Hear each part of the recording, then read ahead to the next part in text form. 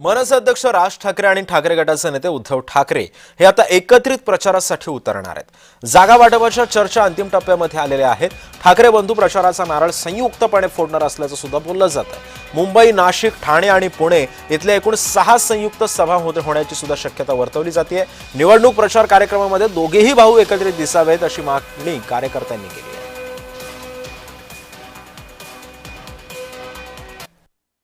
युती संदर्भामध्ये ज्या चर्चा आहेत त्याच्यामध्ये त्यांचाही सहभाग आहे, आमचाही सहभाग आहे आणि त्या चर्चा मी तुम्हाला म्हटलं त्याप्रमाणे अंतिम टप्प्यात आहे। त्यामुळे त्या भेटीगाठी होत राहणं हे स्वाभाविक आहे आणि शेवटी पक्षाचे प्रमुख राजसाहेब ठाकरे आहेत, त्यांना भेटायला येणं कोणी हे अगदीच त्यातला एक भाग आहे असं समजायला हरकत नाही।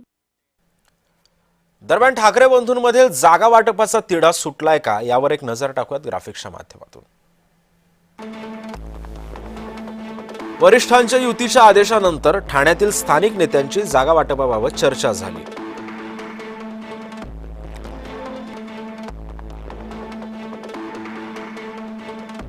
जागा वाटपाचे प्रस्ताव तयार करून स्थानिक नेत्यांमध्ये बैठका झाल्या।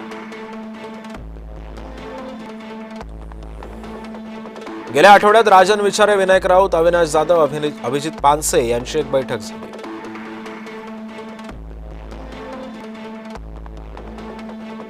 दोन्ही पक्षांच्या वरिष्ठ नेत्यांची 4ही मनपातील पदाधिकाऱ्यांना समोरासमोर बसून मतभेद संपवण्यात आले। ठाणे मनपामध्ये 90%, मीरा भाईंदरमध्ये 95%, वसई विरारमध्ये 90%, कल्याण डोंबिवलीमध्ये 85% जागा वाटप निश्चित झालं। उर्वरित जागा वाटप 1 ते 2 दिवसांमध्ये पूर्ण होण्याची शक्यता आहे।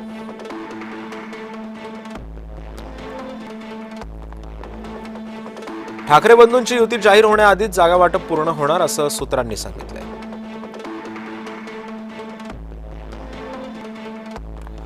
काँग्रेस जागा वाटप करताना काँग्रेस राष्ट्रवादीबाबत अजून सुद्धा चर्चा नाहीये। काँग्रेस आणि पवार गट सोबत येणार असतील तर त्यांनाही काही जागा सोडणार असल्याचं सुद्धा बोललं जात आहे।